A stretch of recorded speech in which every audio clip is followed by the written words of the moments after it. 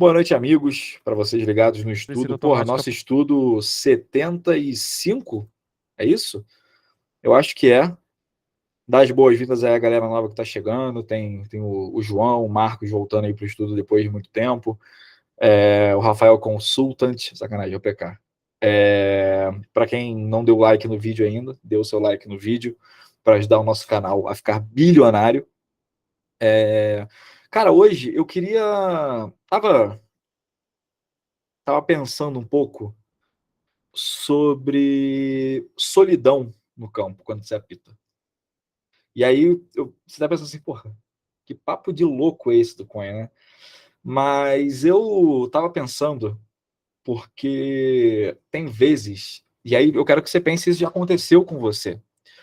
Vai ter situações, cara, algum dia, se não aconteceu, vai acontecer, cara, que você meio que olha ao redor e você se sente sozinho no campo. Do tipo, você entende que todas as responsabilidades daquela equipe estão sendo transferidas para você. E esse é um sentimento tão ruim que a gente pode sentir no campo, porque às vezes a gente gosta das pessoas que estão com a gente se amarra nessas pessoas, mas dá um sentimento de solidão, do tipo, vou ter que resolver, sabe?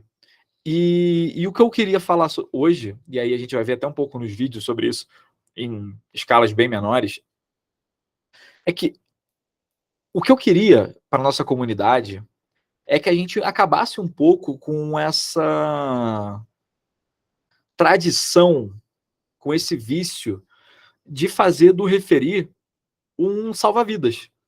Porque não é para ser. Não é para ser.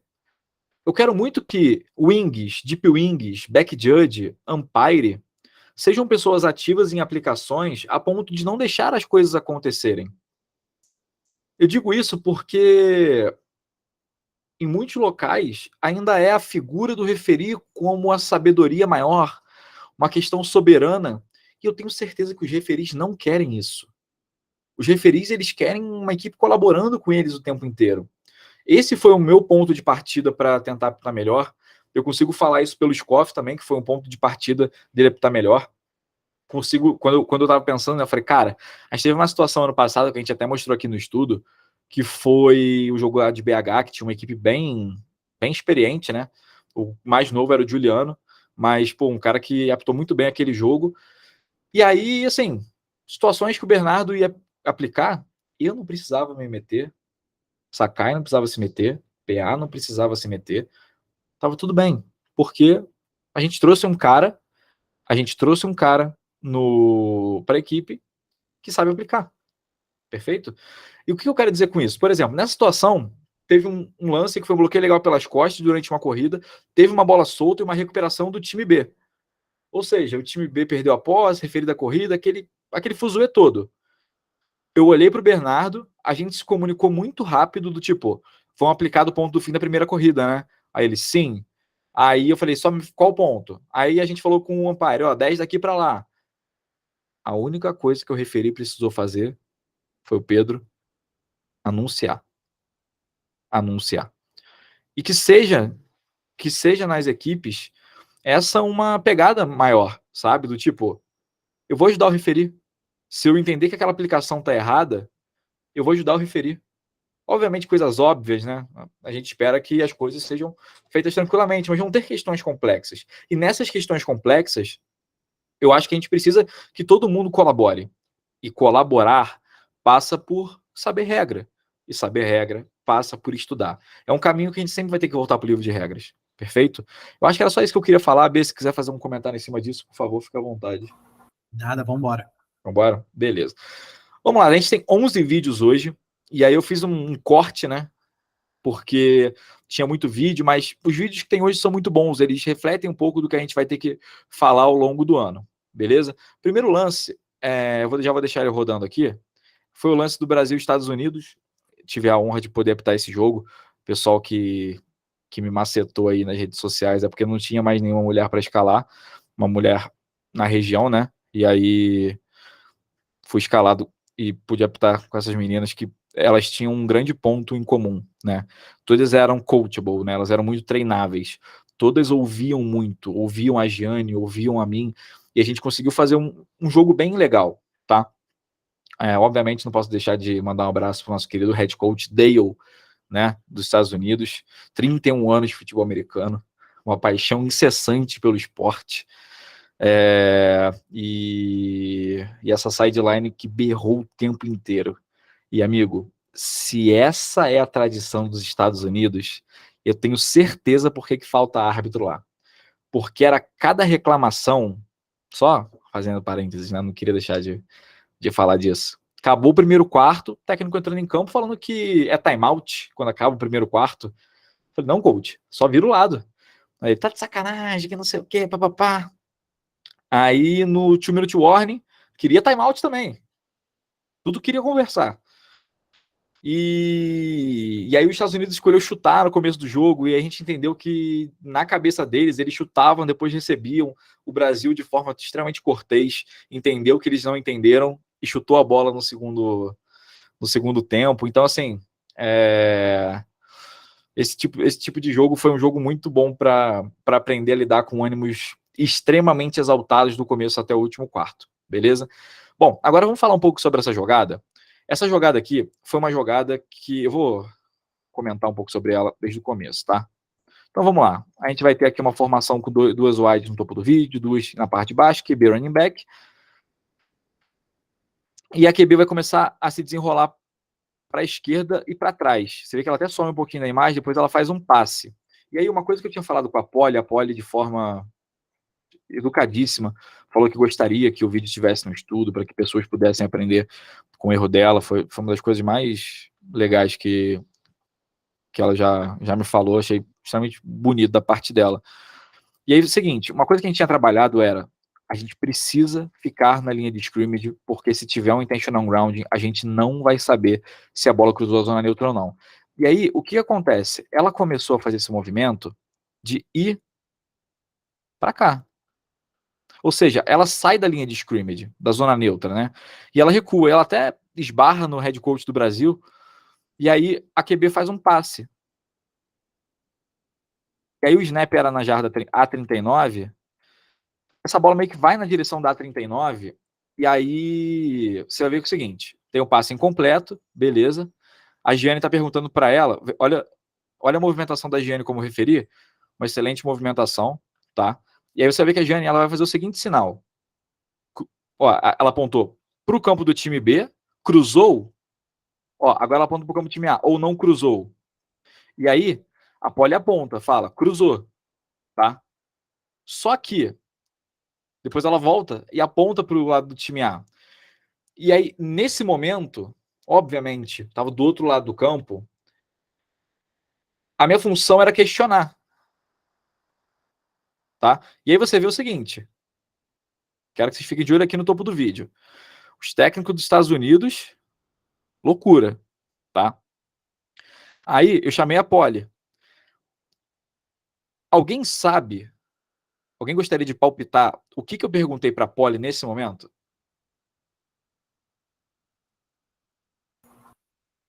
Recebedor na área. A primeira, eu perguntei se tinha recebedor na área. Perfeito, foi a primeira pergunta que eu fiz. Só que eu fiz uma outra pergunta que era assim, só para ter certeza do que a gente ia fazer. A pergunta. Quer falar, Bê? Não. A pergunta foi: cruzou a zona neutra? Porque quando ela apontou duas vezes assim, foi quando eu fui falar com ela. E aí ela falou, cruzou. Aí eu falei, tá, mas cruzou a zona neutra ou foi estendida? Aí ela falou assim, estendida, tá? Então nessa hora, quando ela falou zona neutra estendida, e vocês vão ver que a bola ela fica no detalhe, né? Só voltar aqui. Ó, essa bola, ela tá aqui, tá? E aí você vai ver que ela vem na direção da 63, que tá na linha da jarda 39. Ou seja, essa bola vai na direção da zona neutra estendida. E aí, de forma espetacular, que eu não tinha visto na hora depois do vídeo, eu queria dar até parabéns para ela, para Isabela, que foi a nossa side judge. Olha, ela faz exatamente o que a gente falou ontem no curso e o que a gente falou. A gente sempre fala que é gerenciar a lateral. Ela vai, pede para os técnicos voltarem para a lateral. É exatamente isso que a gente espera de Deep Wings. E ela foi brilhante nessa movimentação de pedir para os técnicos saírem do campo, tá? E aí, quando eu volto, e aí os Estados Unidos, os técnicos estavam por conta do zaralho, pô. Eu falei, coach, a bola cruzou a zona neutra estendida. Aí ele, então tem zona neutra estendida agora? Aí eu, sim, tem. Aí ele falou assim, não existe isso, que não sei o que. Aí no intervalo eu fui falar com ele, a Giane estava comigo, e aí eu tava explicando para ele. Aí ele falou assim, se tiver fora do pocket, a bola tem que cruzar a zona neutra, e não cruzou. Aí eu falei, a zona neutra ou a zona neutra estendida, onde estaria a zona neutra fora de campo. Aí ele, isso não existe, que não sei o que, eu tenho 31 anos de futebol americano, tipo, coach, fiz o possível pra gente conversar, é isso, tá? Então, a gente conseguiu, no meio de uma jogada, em tese caótica, resolver isso de forma ok. O grande ponto é, não saiam da zona neutra, né? Não saiam da sua posição original, se isso não colocar sua segurança em risco, porque a gente precisa saber se essa bola cruzou a zona neutra ou não, beleza? Algum comentário nessa jogada? De boa? Beleza. Vamos para a próxima, essa aí que foi um sucesso, né, no fim de semana. Sucesso, hein? O Renan Pérez me mandou essa jogada. Eu falei, meu parceiro, já tá na playlist desde domingo à noite. Não, domingo à noite não, segunda de manhã. Segunda de manhã. Cara, eu odeio questões marqueteiras, sabe? Que fala assim, nossa, vamos fazer um guia definitivo sobre chute legal de bola solta. Eu não gosto disso. Porque o que eu acho que tem que ser o ideal é a gente ter uma questão da gente entender uma aplicação complexa como essa, tá? E o grande ponto é, o que eu quero trazer aqui, dado que a penalidade no campo foi declinada e tal, é explicar a aplicação em caso da falta sendo aceita, porque nesse caso geraria uma vantagem maior para o time B, tá? E aí, depois que eu acabar, vou voltar na parte dos outros árbitros poderem ajudar também, tá? Vamos lá. Vamos fazer o nosso guia definitivo de aplicação dessa penalidade, tá? E o porquê de cada coisa. Primeira coisa, isso aqui é uma quarta descida, uma quarta para 15, tá? Esse cara segura a bola. É o seguinte, antes dele chutar, ela vai virar uma bola solta, porque o cara que tá no shield, né, o running back ali, ele meio que tira a bola da rota do punch, e não dá para caracterizar isso como um punch, porque um punch é soltar a bola e chutar a bola. Só que antes de chutar a bola, ela bateu em outro cara. E ela vai virar uma bola solta, né? Por quê? Porque fumbles, né? Fumbles, basicamente, eles são perda de posse por algo que não seja um passe ou um chute. Ou seja, ele sofre um fumble da bola, porque não é um passe, não é um chute. Tá? Não dá para caracterizar isso como um chute. Então, a bola está solta no chão. E aí, esse cara, ele dá um chute da jarda 1. E aí essa bola vai rolar até a jarda 9 e é recuperada pelo time B. Eu vou deixar rolando o vídeo para não ficar uma coisa muito estática. Agora eu vou explicar para vocês o porquê da aplicação que poderia ter sido feita, tá? Seguinte, fumble atrás das primeira coisa. Essa falta, tá? Quando a gente olha para ela, ela não é um chute ilegal. Porque um chute ilegal é quando a gente tem um chute de scrimmage, tá? Na regra 6.3, né? Que foi feito de forma ilegal, ou seja, um punch que foi feito além da zona neutra, com o corpo inteiro além da zona neutra, sei lá, se você de alguma forma conseguir um field goal feito além da zona neutra, isso é um chute legal, tá? Mas chutar uma bola solta, chutar um fumble, não é um não é uma falta de chute legal da regra 6, porque ela não se enquadra como um chute de scrimmage. Ela se enquadra na regra 944, que é chutar ilegalmente uma bola solta. E por que não é chutar ilegalmente um fumble? Porque a gente está falando sobre qualquer bola solta. Então, se teve um passe para trás que cai no chão, é uma bola solta de quem pegar, e se ela for chutada, a gente vai ter aí uma questão de bola solta e não de um fumble, por definição. Perfeito? Então vamos lá. Quando o número 7 ele perde a posse, né? essa bola vira solta atrás da zona neutra, o fim da corrida dele, a definição de fim da corrida dele, é uma corrida que termina atrás da zona neutra. E para corridas que terminam atrás da zona neutra, o ponto básico é o ponto anterior. O ponto do snap. Ah, Coin, e se o snap foi ruim e ele só chutou a bola direto? Também é o ponto anterior, porque quando tem uma jogada de corrida que não teve nenhuma posse, né? Jogada de corrida é uma jogada que não teve nenhum passe, nenhum chute. O ponto básico é o ponto do snap. Perfeito? Então, beleza. A gente já sabe que o ponto básico é o ponto do snap. Só que o ponto do snap é na jarda 5, 6, sei lá. E essa falta, ela acontece na jarda 1. Quem faz a falta, pelo princípio do 3 e 1, é o time com posse, ou seja, o Maringá Pairos. Quando o Maringá Pairos chuta essa bola solta, ele comete uma falta atrás do ponto básico. Então pensa comigo. O ponto básico é o snap. O ponto do snap. Porque é um fim de corrida atrás da zona neutra. O ponto da falta é atrás do ponto básico. Tá? Como essa falta não se enquadra como falta pessoal, não se enquadra como faltas por bloqueio e uso ilegal das mãos, a gente vai aplicar essa num 3 em 1 normal, ou seja, atrás do ponto básico, aplicação do ponto da falta. Aí você pensa assim, pô, então se tem a perda de descida, a gente vai aplicar metade da distância do ponto da falta, que era a jarda 1, colocaríamos a bola na jarda meia, tá? E primeira descida para o Curitiba Crocodiles. Então era para ser primeira para gol, para o time B, na jarda B meio e roda no snap. Por quê? Porque o time B é o próximo a colocar a bola em jogo, tá? Por que não roda num chute? Porque não teve nenhum chute legal nessa descida, tá? Então, falta, mais time B o próximo a colocar a bola em jogo, snap sobrepõe o pronta para jogo. Beleza? Agora, usando o conceito do chute legal, que não houve nessa jogada, por que, por exemplo, a gente não pode aplicar a 6-3-13, que é da onde o time B vai ser o próximo a colocar a bola em jogo? Porque isso não houve um chute legal na jogada. Então essa bola cruzou a zona neutra por causa da bola solta, e não porque um chute legal aconteceu nessa jogada. Então não é possível aplicar a 6-3-13. Perfeito? Alguém tem alguma dúvida sobre essa aplicação? Ou quer complementar com alguma coisa? Acho que você foi muito palestrinha.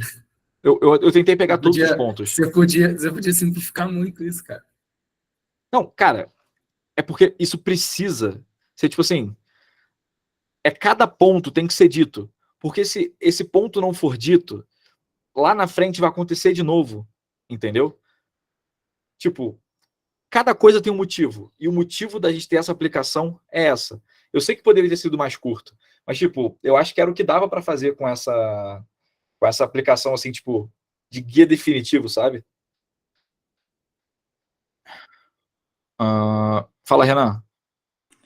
Eu ia falar de outro assunto, na verdade, que eu até te disse que ia perguntar sobre isso, mas é parecido.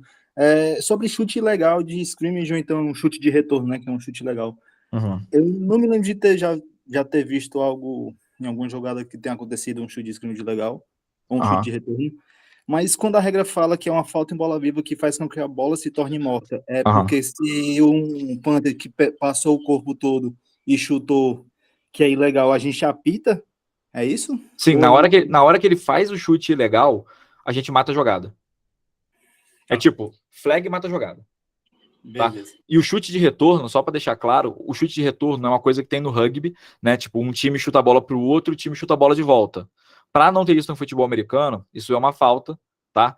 E também tem algumas regras de high school dos Estados Unidos, que eu não sei exatamente aonde, que permitem, ou permitiam pelo menos isso há meia década atrás, tá? Então por isso que é uma falta pra gente, para não ter esse tipo de jogada que vai botar muita gente em risco, tá? Beleza? Valeu. Show de bola. Bom, vamos lá. Eu botei esse vídeo, é um vídeo até simples, tá? Primeira jogada do Campeonato Paranaense 2023 foi esse vídeo aqui, tá? Achei legal, todo mundo com a mão para cima, mas queria trazer a nova mecânica de kickoff, tá? Pô, Coin, mas não tem o manual de mecânica em português novo, né? Não tem ainda. Também não sei quando vai sair, mas como são detalhes pequenos que a gente pode ajustar usando o livro em inglês, tá? Porque ninguém vai morrer por causa disso. Show? Na nova mecânica, quem entrega a bola, né? Tipo, vai ser o umpire aqui. Peraí. Vai ser o umpire que vai entregar a bola e ele vai se posicionar aqui. Então, o umpire aqui na linha restritiva do time A, ele não existe mais. Agora ele vai ficar atrás do kicker, naquela posição que geralmente tem o center judge na mecânica de 8. Até aí, ok? Então, levem isso para as suas arbitragens. Bom, teve um lance, eu achei esse lance bem interessante.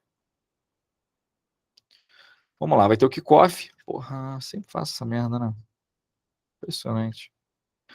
Vamos lá. Perfeito, line judge.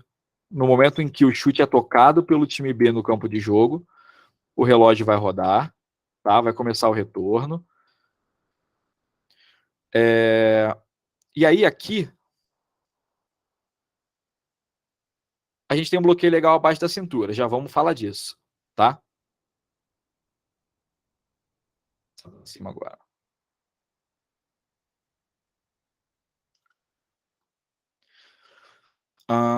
A gente vai ter um bloqueio legal abaixo da cintura. E aí o cara vai retornar, só que ele vai pisar fora, tá? Aqui, ó. Aqui ele pisou na linha, tá? Você vai ver até que o side judge vai matar e tal. E aí, por exemplo, a back judge estava dentro de campo aqui, indo para a linha de gol, ela não precisava, ela poderia ter deixado a jogada passar, tá? Pela mecânica de back judge. E aí esse cara retorna aparentemente para um touchdown e tal, a gente vai ter a aplicação da penalidade. Antes de eu puxar alguém para fazer a aplicação da penalidade, eu queria dizer uma coisa, tá? O grande ponto, pessoal, e aí a gente sempre fala quando que o side judge e o field judge começam a recuar em direção à linha de gol? No momento em que começa o retorno. Se esperar, vai ser batido. E se esse cara do retorno não tivesse pisado fora, o side judge, que era o responsável pela linha de gol, teria sido batido. Field judge, né? Perdão, que ele estava na parte de baixo do vídeo. Então, o grande ponto aqui nesse momento em que o cara pega a bola e começa a retornar, eu, como side judge, field judge, vou para a linha de gol, tá? Tem um bloqueio pelas costas ali também, ó, 58 do... Aí, é. Isso. Aqui, eu não tenho certeza se foi esse, tá? Mas teve uma falta por bloqueio legal pelo lado cego que eu não consegui ver, que foi a falta aplicada, tá? Mas vamos fingir que não existiu esse bloqueio pelas costas, tá? Ou podemos também, que a gente dá uma brincada com mãos limpas. Pode ser? E a gente vai ter o BBW e tal, o bloqueio abaixo da cintura do time de chute. O momento em que o field judge começa a correr é esse aqui. Nesse momento, tem um cara em campo aberto, em velocidade, o side judge não vai pegar nem de Ubermoto. Não vai pegar. Não vai pegar. Por isso que nós precisamos estar na linha de gol antes ou chegando. Se a movimentação tivesse sido ir para a linha de gol quando esse cara começa a retornar, não teria esse risco. E quem daria esse spot? Do cara pisando fora seria o line judge que estaria vindo de trás. Por quê? Meio do caminho, quem vai dar o spot é o wing, tá? JV. Desculpa. Não, só para complementar. Não é para bater pega com o jogador, tipo, Exato. não vai pegando, é para você se adiantar e muito, né, na frente dele, não é tipo, eu tenho que chegar na linha junto com ele, não, é tipo antes e bem antes dele, né, só para esse conceito de não bater pega com o jogador, sabe? E pode acabar rolando um negócio tipo, mas ele pisou fora perto do side judge, mas o grande do field judge, mas não era para ele estar ali, né? Deu sorte, não tem como adivinhar que o cara vai pisar fora 2 jardas de você, tá? Bom, vocês sabem que a gente tem o nosso batismo aqui do grupo, né? Que é sempre trazer quem está chegando no grupo para responder perguntas. O JV já terminou de dar banho no peixe dele. Perfeito? E, JV, eu vou te fazer 2 perguntas em relação à aplicação. Beleza? Beleza. Seguinte. Vamos considerar primeiro que só existiu uma falta do time de chute, tá? durante o retorno do Croco, né, do time B. Como é que você aplicaria isso? O jogador sai de campo ali, né? Finge que foi touchdown. Pode fingir que foi touchdown, vai ser mais fácil. Nesse caso, é um bloqueio abaixo da cintura, uma falta pessoal. Aplica no try ou no kickoff. Perfeito. Primeira resposta, nota 10. Aí já começou melhor que Felipe Sakai. já podemos fazer a primeira assinatura, tá? Agora, JV, pensa o seguinte. Teve um bloqueio pelas costas do Croco e teve o bloqueio abaixo da cintura do Maringá Pyrus. E agora? Primeiro pensamento é fudeu, né? Nesse caso, pode aplicar mãos limpas, eles aceitam, tomam a penalidade, mas ficam com o touchdown? Explica pra mim o teu pensamento aí do mãos limpas. Eu não sei, eu tô em dúvida. Tranquilo. Aqui é o exato lugar para você ficar em dúvida. Seja bem-vindo ao lugar das dúvidas. Isso que tu não pegou o meu dia inspirado de fazer um resort na tua cabeça. Eu tô respeitando o teu primeiro dia. Obrigado por isso. É para ele não ser o último também. Não. Eu tô em dúvida se... Não. Vamos fazer um inverso, que eu acho que vai ser melhor. O que é o mãos limpas para você? Tipo, quando vem o nome mãos limpas na tua cabeça, uma coisa que a gente gosta de fazer aqui é como é que você tá pensando isso, sabe? Primeira coisa, eu acho que é importante, o que é o mãos limpas para você? A partir do momento que você consegue a posse da bola, você não tinha cometido falta. Então você pode abrir mão da falta marcada contra você para manter a posse. É contra o seu adversário. Isso. Aí que tu escorregou. Você vai aplicar a sua e declinar do adversário. Isso. Foi isso que eu quis dizer, na verdade. Tá, beleza. Agora, JV, eu sou o técnico do time B. Sim. Tá? E aí eu olho a minha aplicação, eu falo, sei lá, eu posso repetir a jogada? Ou mãos limpas é, tipo, definitivo, se tá dentro do mãos limpas eu preciso aplicar e não tem mais o que fazer? Aí você me pegou. Eu chuto que você... cara, Guilherme Costa. Eu chuto que você sempre tem a opção de fazer merda e querer que repita a jogada. Tá. É um pensamento bom, tá? A graça que eu queria tentar tirar de você era o seguinte, é isso mesmo, tá? Quando tem falta dos dois times em bola viva, a gente sempre vai ter a opção do offsetting, tá? Sempre vai ter a opção do offsetting. O grande ponto aí é eu posso ou aplicar, né, a falta ali do bloqueio, declinando a da falta pessoal do meu adversário, ou ficar com o offsetting. O offsetting, ele é sempre uma opção. E o mãos limpas, ele não é sempre uma obrigação. Perfeito? Certo. Mas, então, a dúvida que eu tinha é assim, o mãos limpas quando acontece um fumble ou uma interceptação, beleza, é claro. Nesse caso do kickoff, ele também se aplica, então? Sim, é porque é para trocas de posse. E quando perfeito. o último time que ganhou essa posse não fez falta quando ele ganhou essa posse. Então o Croco, ele só faz a falta, o time B só faz a falta depois que já rolou a troca de posse. Perfeito. Entendeu? Por isso que é o nome mãos limpas. Ele tinha as mãos limpas na hora que ele fez a falta. Beleza? Perfeito. Beleza. É mais difícil identificar mãos limpas do que aplicar, né? Porque no momento que tu, beleza, cabe no mãos limpas, como é que aplica? É só aplicar uma falta comum apenas do time que tem a bola, sabe? Sacou? Pô. Então, tipo, como é que você vai... Faz com ele, como é que ficaria a aplicação dessa com mãos limpas? Perfeito. Vamos lá. A falta do Croco, por bloqueio legal pelas costas, é na jarda... Vamos arredondar para a jarda 30? Tá?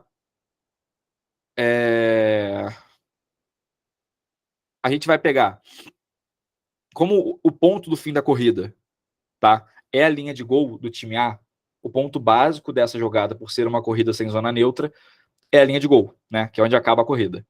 A falta do time com posse, ela é atrás do ponto básico. Então a gente vai aplicar do ponto da falta. Perfeito? Então aqui a gente vai aplicar 10 jardas da jarda 30. Então vai ser primeira para 10, para o time B, na B20 e roda no snap. JV, por que roda no snap?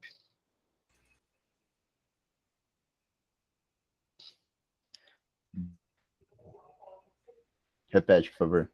Por que vai rodar no snap essa próxima jogada? Porque...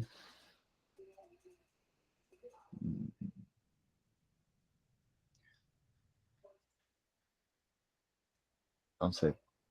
Tranquilo. Existem 2 motivos para a gente rodar essa bola no snap, tá? Primeiro a gente tem que ver quais eventos tiveram nessa jogada. A gente teve 2 faltas, né?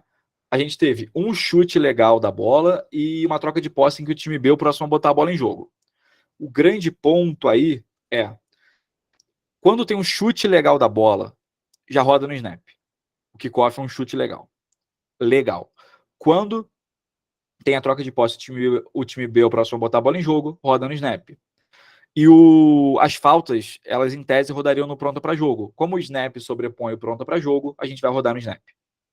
Beleza? E o resultado puro da jogada é uma pontuação. E o resultado puro da jogada é uma pontuação. Muito obrigado. Você não poderia ter sido mais perfeito.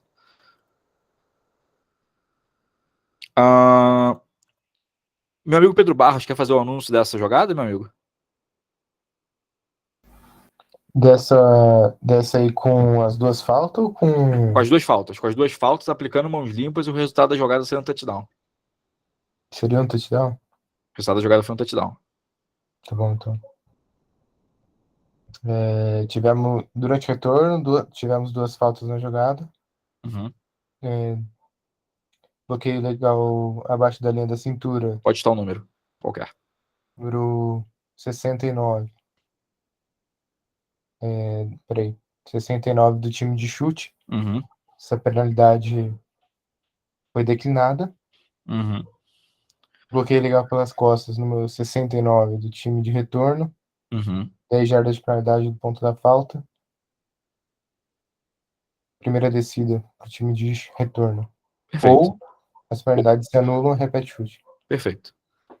Muito bom. Obrigado, Pedrão, e obrigado, JV.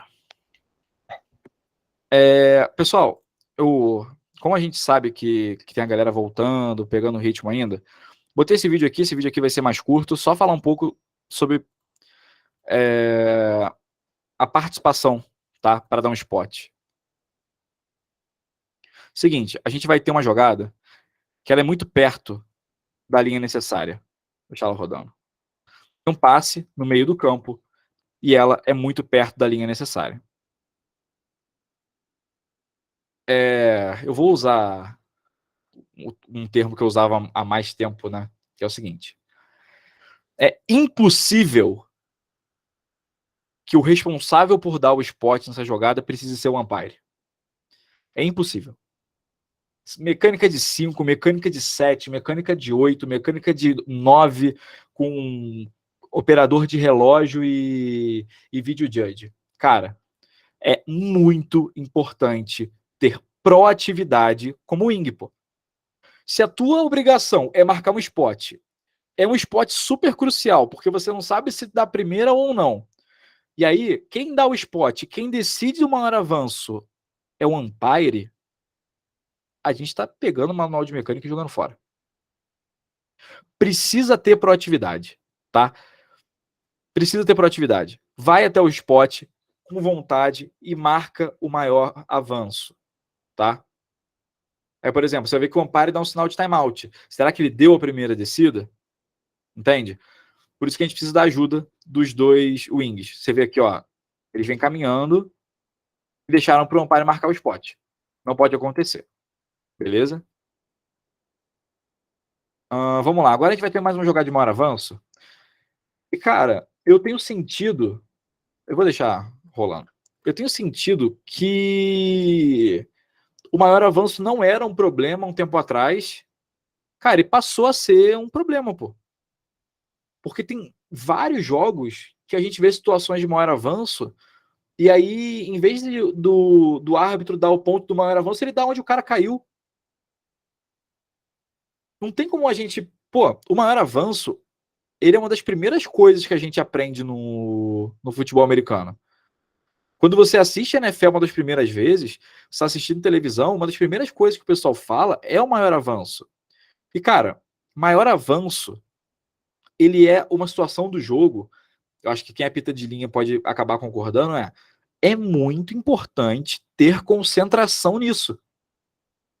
Se você está vendo o cara sendo arrastado para trás, fixa o olhar num ponto que esse cara tava e vai até lá. Depois tu vê se deu primeira descida ou não. Porque se você começa a olhar para esse cara, você vai perder o ponto de referência onde ele ganha a posse dessa bola. E onde ele começa a ser arrastado para trás. Tá? Por exemplo, nessa jogada aqui, o que eu queria mostrar para vocês é o seguinte. Esse cara pega a bola além da jarda cheia. Todos de acordo que ele pega essa bola além da jarda cheia? Só que esse cara, ele é derrubado para trás e aí o árbitro não dá a primeira descida, pô. E esse pirulito está na jarda cheia. Ou seja, era para ter sido uma primeira para gol e a arbitragem não dá o maior avanço. E, por exemplo, se eu sou o árbitro de linha do outro lado e eu vejo que deu maior avanço, eu vou dar o sinal de timeout, vou até lá perto e falo, cara, maior avanço. O maior avanço está na jarda 9, não tem como ser essa bola na jarda 12, tá? Proatividade. Cara, uma das principais coisas que eu e o Didi a gente conversa apitando junto, e o Didi é o meu parâmetro, ainda mais que ele é o cara que eu mais apito de wing com ele, a gente tem um diálogo muito aberto, tipo, cara, se você vê que eu tô fazendo merda, pode me corrigir. Isso serve para as coisas do lado dele, isso serve para coisas do meu lado, e é se ajudar. Não é transferir a responsabilidade para eu vi o maior avanço lá e não vou dar. Aqui pode ser usado uma mecânica de contracampo, pô. Se o árbitro do outro lado ele tem uma visão clara de que teve um maior avanço, usando a linha cheia como base, e o cara pegou a bola atrás e caiu 3 jardas atrás do ponto dessa jogada, cara, é muito importante que a gente consiga chegar no spot juntos. Eu até brinquei com o Sakai, né, quando a gente apitou junto. Cara, tem coisa que é negociar spot, tá? Detalhe, mas se a gente deixa de dar uma primeira descida porque a gente aplicou o maior avanço errado, isso é um erro de direito do time. O time tinha direito de ter a primeira descida e não teve, por causa de um erro nosso. Beleza?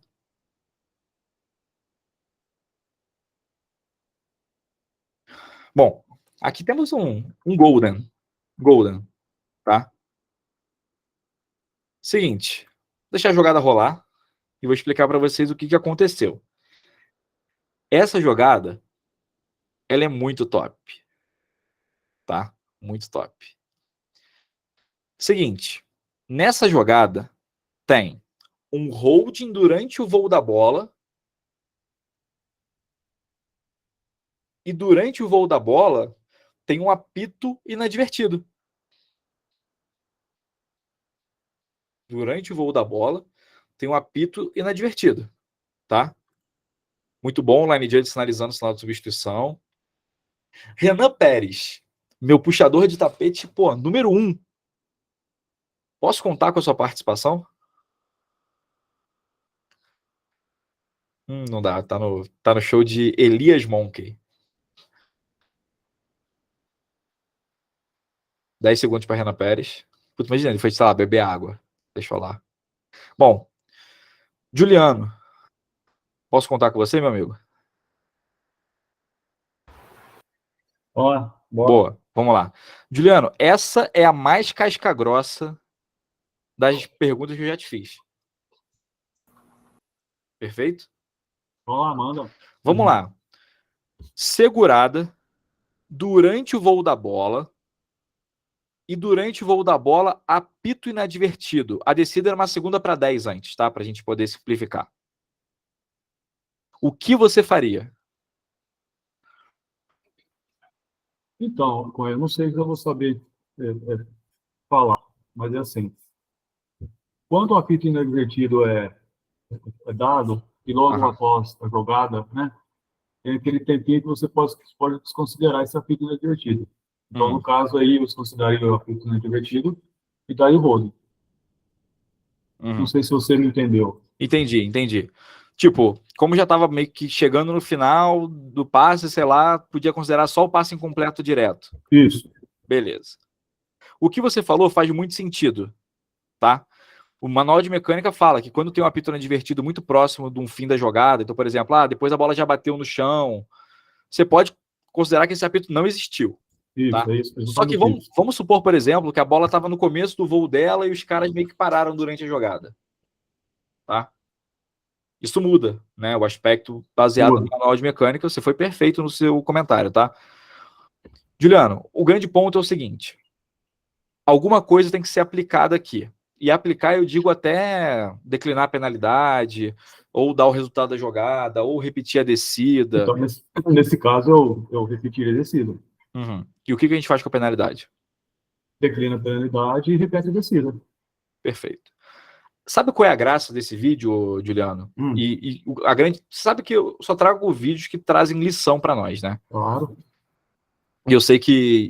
E quando tem jogadas que alguém pode ficar chateado de falar, eu chamo você porque eu sei que você não vai ficar chateado comigo. Um pouco. Se ficar também, a gente, resolve na lutinha. Vamos lá. Seguinte. Apito inadvertido, quando uma bola está em voo durante um passe legal para frente, ela sempre tem que voltar pro ponto anterior e repetir a descida. Sempre. Só que, cara, a gente... E aí eu acho que a galera que apita mais tempo vai até entender o que eu tô falando. A gente se apegou tanto nessa questão de, tipo, repetir a jogada, ou o resultado da jogada e tal, que meio que a gente esqueceu que tem mais coisas na regra de apito inadvertido, que é, quando houver uma penalidade,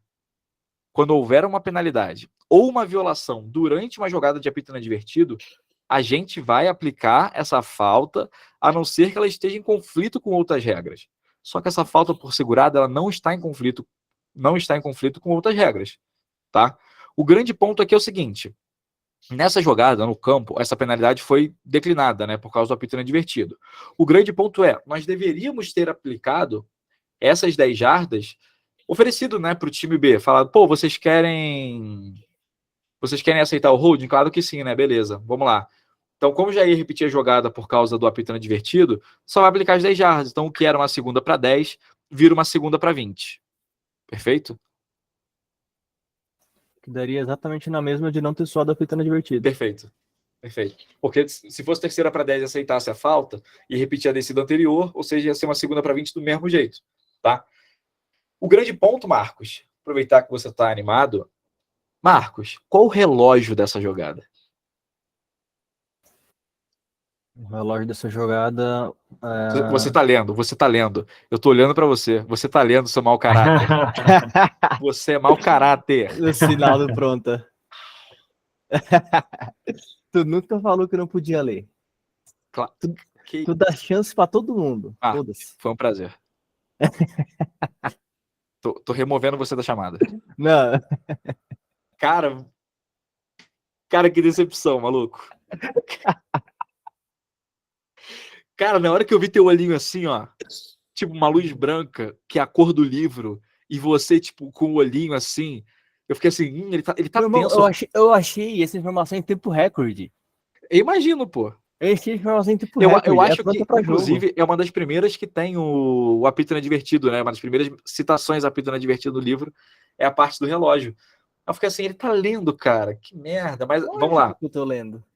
Vai ser no pronta para jogo, porque quando tem uma apito inadvertido, a gente roda no pronta e vai ter a aplicação de uma penalidade. Então é pronta mais pronta. Mas não foi passe incompleto? Não caracterizou o passe incompleto porque ele é chamado do apito inadvertido. Então o que vale é o apito mais a falta. Então as duas vão fazer rodar no pronta. Beleza? Bom, Marcos, se quiser sair da chamada, já que... Primeira vez que você chama um árbitro que lê o livro de regras de mau caráter. Você já percebeu isso? Não, eu te chamo, inclusive, por outros motivos também, né? Mas hoje foi por ler o livro. Tá bom. Vamos lá, Anderson, fala pra mim. Me tira essa memória ruim do Marcos ter lido o livro. Não, tá no vídeo anterior ali, o árbitro ele faz a sinalização de falta pessoal, ou eu vi errado. Ele fez o sinal errado de... Tá. Nem entrar nessa seara, mas foi isso mesmo. Ele fez sinal de interferência de passe ou falta pessoal para holding. Tá, mas nas outras jogadas de holding ele fez o sinal certinho. Não, só confundi. Aconteceu um lance bem parecido com esse aqui em Santa Catarina ano passado, no jogo em Estepos e alguém. Não, se for do Estepos jogando em casa, eu não vou nem abrir. Eu fico com vertigem, aquela câmera que muda de lado. Não, era jogando em casa. Só que foi passe completo. Durante o voo da bola? Durante o voo da bola. Tem que voltar para o ponto anterior. E teve um holding também. Só que aí a gente não aplicou o holding, né? A gente só fizemos o que o coisa falou ali. A gente só repetiu a... Uma interceptação, acho, Anderson. Não foi passe completo. Não, foi passe completo. Foi a primeira descida pro... Passe completo da defesa, no caso, né? Não, foi passe completo do time de ataque. Nossa. Tá, tranquilo. Então era para ter voltado no ponto anterior e aplicado as 10 jardas. Marcos, fecha a câmera, cara. Não tô com paciência para olhar pra tua cara. Vou fechar não, por uma de mim. Ai, cara, que ranço que eu tô. Que isso, cara? Que isso? Vai passar. Tem até amanhã pra passar. Até amanhã, não, até sexta. Bom, vamos lá. A gente teve mais um apito divertido aqui nessa jogada. E aí eu só vou falar uma coisa pra vocês. Vocês acham que eu assisti, tipo, Londrina e Cascavel, tipo, pô, diretaço? Não, pô. Você tem que entender uma coisa, a EAFA, ela é cheia de informantes, sabe? Tipo, tu tá no domingo tranquilão, aí o cara, pô, foi assistir um jogo. E aí teve 2 apitos inadvertidos e um targeting. Aí eu falei, pô, esse jogo já ganhou meu respeito. Esse jogo já ganhou meu coração. Bom, vamos lá. Cara, vamos lá. Primeira pra gol. Quarterback corre. Sofre um fumble na jarda 1, a bola entra na endzone, apito inadvertido, recuperação do time A. Meu Deus. E agora? Escolher uma fera? Escolher uma fera aqui? Igor Henrique Ribeiro, o alienígena de Santa Catarina. Fala. E aí? Mata nos peitos do teu pai aqui, vai. O time A recuperou de volta, né? Sim.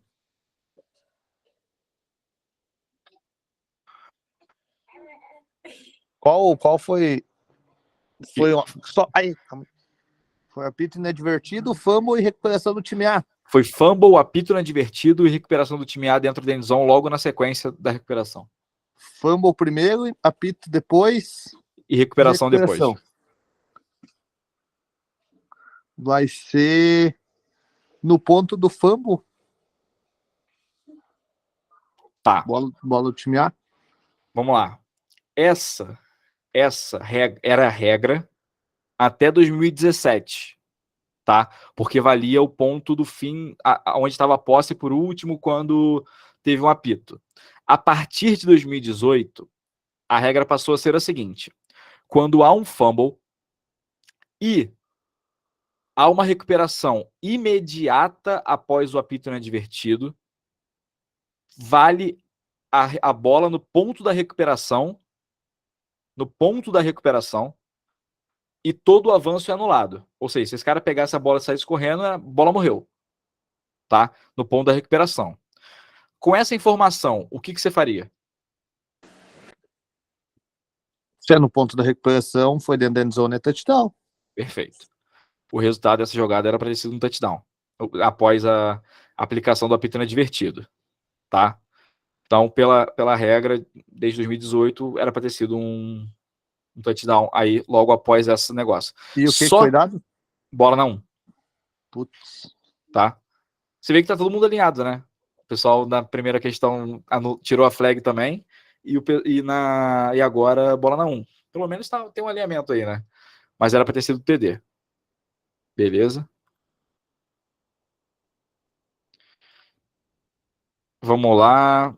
Se não fosse imediato a recuperação. É. Aí voltava se não fosse no imediato a recuperação, voltaria pro ponto do fumble.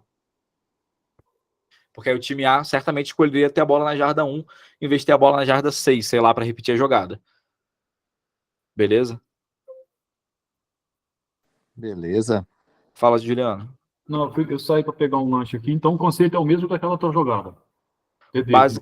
Basicamente. Tá bom. Tá? Se vocês tiverem dúvida, na regra 4, exceções de alguma coisa, de bola viva, tem a parte de habilidade divertido e essas partes aí. Vamos lá. Aqui a gente teve um lance muito bom, cara. Uma coisa que a gente não estava vendo ano passado e passou a ver, que foi o pessoal conseguir matar bem, como false start, essas jogadas em que o time tá fazendo um shift e aí nem todo mundo parou e a bola sai, tá? Então a gente teve aqui o line judge fazendo uma boa chamada por shift legal que se converte em false start e o anúncio do referee veio como false start. Não precisa enfeitar shift que converte em false start, não. Sai da falsa, 84, o time A nunca parou por um segundo. Tá ótimo. Beleza. Ó, a gente tinha feito o nosso bolão, né?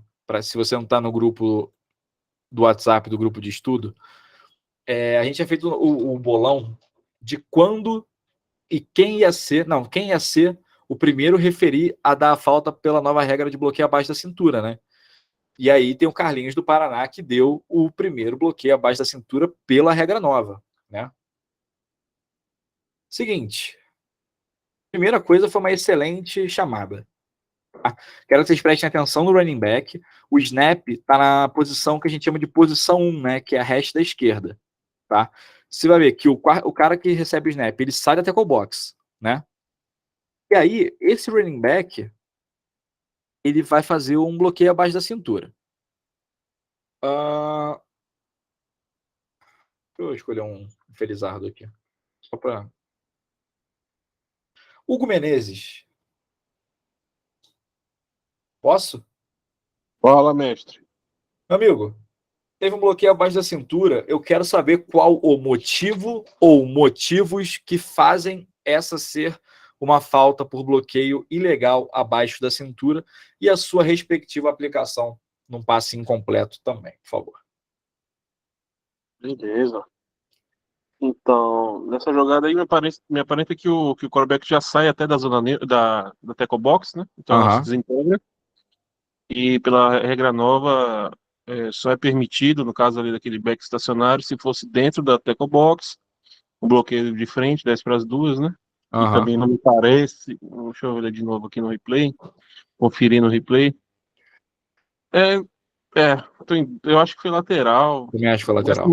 Como ele cai para frente, talvez, né? Pareça que é 10 para as 2, então.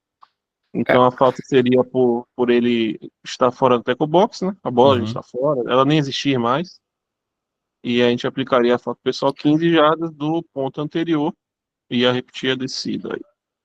Muito bom, Menezes. Por isso que você tá brigando por mais um uniforme, né? Depois a gente vai ter que conversar isso, inclusive.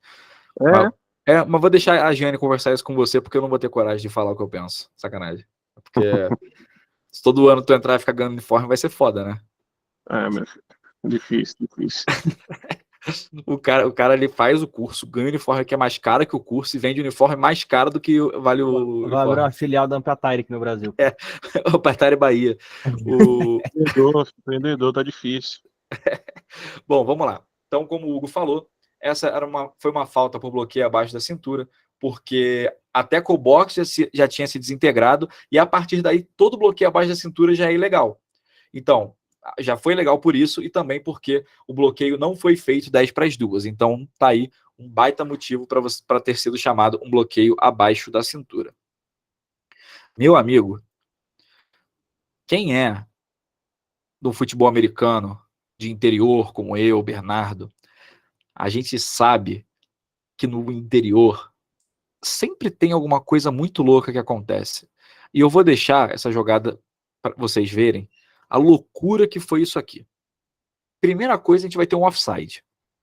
Segunda coisa, a gente vai ter inelegível além da zona neutra. E a terceira coisa vai ter um OPI. Ó, teve um OPI por quê? Olha onde tá